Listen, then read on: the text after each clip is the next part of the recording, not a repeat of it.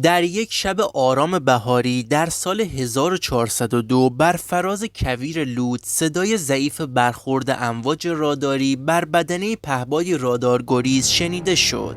این پهپاد متعلق به یکی از کشورهای متخاصم بود که با فناوری LO خود از دید بسیاری از رادارهای کلاسیک پنهان می‌ماند. مأموریت این پرنده شناسایی تأسیسات ناشناخته در جنوب شرق ایران بود. اما چیزی که تحلیلگران خارجی هرگز پیش بینی نکرده بودند، پاسخ سریع، بی صدا و دقیق یک سامانه پدافندی بود که تا آن روز هیچ تصویری از آن در رسانه‌ها منتشر نشده بود. بسیاری از ما با نام باور 373 آشنا هستیم، سامانه‌ای که ایران با تکیه بر دانش بومی به عنوان رقیبی برای S-300 روسی معرفی کرد. اما چیزی که در پشت مراکز تحقیقاتی صنایع دفاعی ایران در حال رشد بود، نسلی کاملا متفاوت از سامانه‌های پدافندی بود. سامانه‌ای که نه برای نمایش رسانه‌ای بلکه برای استفاده در بحرانی ترین لحظات دفاع سرزمینی طراحی شده بود. در دل پروژه‌های فوق سری با نام رمزی کیهان 2، متخصصان سازمان هوافضای وزارت دفاع با همکاری گسترده جهاد خودکفایی نیروی هوافضای سپاه نسل جدیدی از سامانه‌های پدافندی را توسعه دادند که قابلیت مقابله همزمان با پرنده‌های رادارگریز، موشک‌های بالستیک، هواگردهای مافوق صوت و حتی موشک‌های کروز را دارا بود. نام این پروژه به صورت عمومی هیچگاه اعلام نشد، اما در محافل اطلاعاتی به عنوان باور 474 شناخته می شود. برخلاف باور 373 که در سال 1398 به صورت رسمی رونمایی شد، باور 474 تحت سکوت کامل رسانه‌ای رشد کرد. تنها برخی نشرهای محدود در گزارش‌های اطلاعاتی غربی آن را مجهز به رادار سه‌بعدی باند ایکس با توان کشف هدف در برد 500 کیلومتر توصیف کرده اند. اما آنچه این سامانه را مرموزتر می‌کند طراحی ماژولار آن است، جایی که هر رادار، هر لانچر و هر واحد فرماندهی میتواند در شعاع صدها کیلومتری به صورت شبکه‌ای با دیگر اجزا ارتباط برقرار کند. این همان چیزی است که در دکترین دفاعی ایران به آن پدافند تارعنکبوتی گفته می شود. در شب عملیات باور 474 بدون آنکه واحد پروازی دشمن حتی متوجه روشن شدن سیستم‌های رهگیر شود، سیگنال‌های ضعیف حرارتی و امواج پراکنده ناشی از پرواز پهپاد را تشخیص داد. سامانه تحلیل داده مجهز به هوش مصنوعی آن مسیر پروازی را در عرض کمتر از 2 ثانیه پیش بینی و نقطه تقاطع شلیک را مشخص کرد.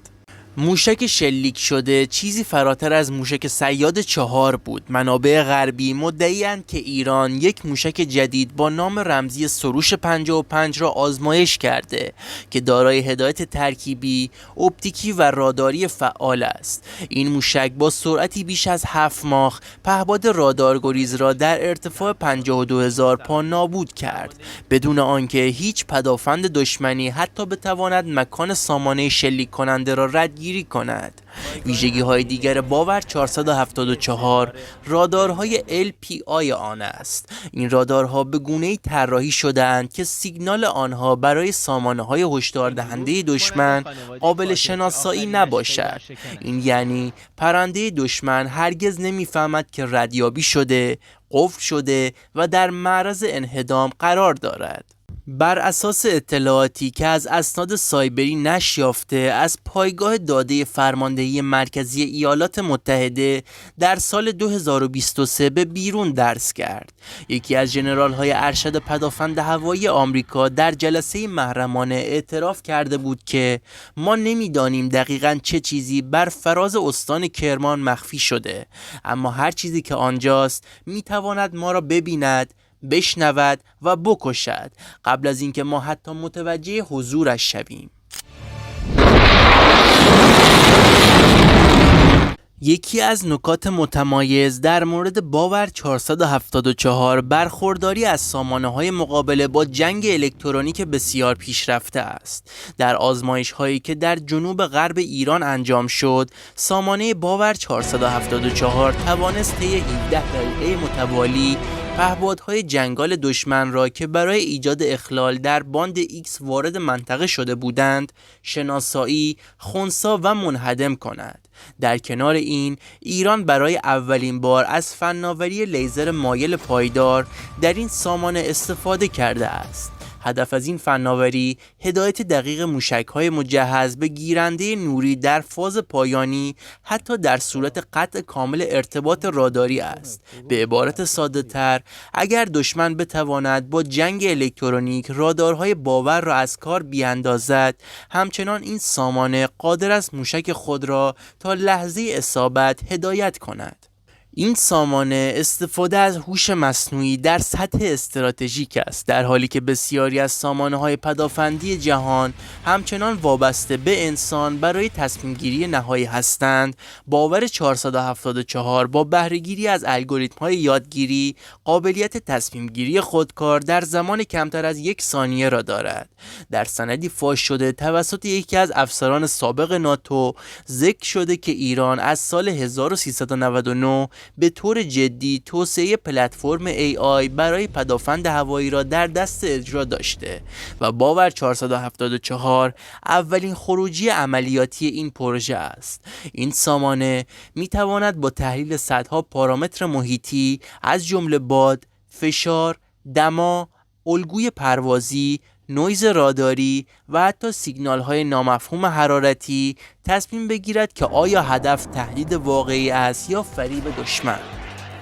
کنیم یک شبیه سازی خیلی دقیق و واقعی. برخلاف سامانه‌هایی مثل S400 که نیازمند استقرار در دل زمین صاف هستند، باور 474 با طراحی کاملا بومی در دل کوه‌ها، تونل‌ها و حتی سکوهای متحرک قابل استقرار است.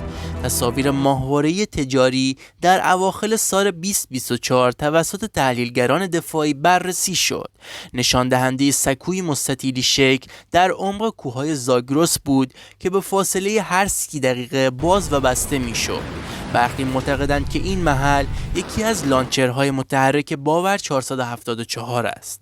از آنجا که ایران سالها ساختار دفاعی خود را از حالت ثابت به متحرک تغییر داده، سامانه باور 474 به گونه‌ای طراحی شده که در کمتر از 10 دقیقه جمع‌آوری و جابجا می شود. این میزان تحرک احتمال هدف قرار گرفتن آن توسط موشک‌های دشمن را تقریباً صفر کرده است. در حال حاضر کمتر از 5 سامانه کامل باور 474 به صورت عملیاتی در نقاط فوق استراتژیک ایران مستقر شده اند. اما آنچه تحلیلگران غربی را نگران می کند نه تعداد سامانه بلکه کیفیت عملکرد آن است. در گزارشی از اندیشکده راند در سال 2025 آمده است که اگر عملکرد واقعی باور 474 حتی نیمی از چیزی باشد که داده‌های ما نشان می‌دهد، باید معماری دفاعی خاورمیانه را باز تعریف کنیم. هیچ کس نمی‌داند نسخه نهایی این سامانه دقیقاً چه قابلیت‌هایی دارد. هیچ تصویر رسمی از آن منتشر نشده، هیچ موشکی با نام سروش 55 در نمایشگاه‌ها دیده نشده. اما آن شب در کویر یک پرنده رادارگری ساقط شد، بدون سر و صدا، بدون هشدار و بدون فرصت. و این یعنی باور 474 نه یک سامانه که یک فلسفه جدید از دفاع هوایی در سکوت است. اگر به هر نوع ویدیوهای دانستنی نظامی علاقه‌مند هستید توی کامنت ها بنویسید تا براتون منتشر کنیم. با تشکر از همراهی شما.